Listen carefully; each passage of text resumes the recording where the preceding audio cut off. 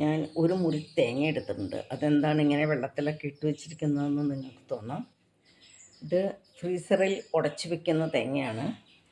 അപ്പോൾ പുറത്തിരുന്ന് ഈ തേങ്ങ ഉണങ്ങിപ്പോകാതിരിക്കാനാണ് ഈ ഫ്രീസറിൽ ഉടച്ചിടുന്നത്. അപ്പോൾ അങ്ങനെ ഉടച്ച് വെച്ച തേങ്ങ നമ്മൾ ഇങ്ങനെ ഒന്ന് ചൂടാക്കി എടുത്താൽ മതി. ഒന്നങ്ങോട്ട് തിളപ്പിക്കുക വെള്ളം. അപ്പം ചിരട്ടയൊക്കെ ഇങ്ങോട്ട് നമ്മളൊന്ന് കുത്തിയെടുത്ത് കഴിഞ്ഞാൽ പെട്ടെന്ന് വിട്ടുപോകും പോരും തേങ്ങ.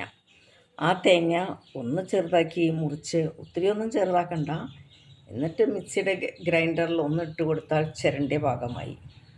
ഒരു 2 അടി അടിച്ചു കൊടുത്തു കഴിഞ്ഞാൽ ചിരണ്ടിയ ഭാഗമായി. അത് കഴിഞ്ഞിട്ട് ഇത്തിരി വെള്ളം ഒഴിച്ച്, ചെറിയ ചൂടുവെള്ളം ഒഴിച്ച് അരച്ചെടുക്കണം. അപ്പോൾ വേഗം അരഞ്ഞു കിട്ടും. ഇതൊരു പണിയാണ് കേട്ടോ. അപ്പോൾ ആർക്കും പരീക്ഷിച്ച് നോക്കാവുന്നേ ഉള്ളൂ.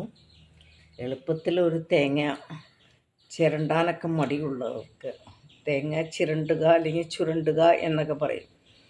ഇതേതായാലും ഇത് കുറച്ചുകൂടെ എളുപ്പമാണ് കേട്ടോ.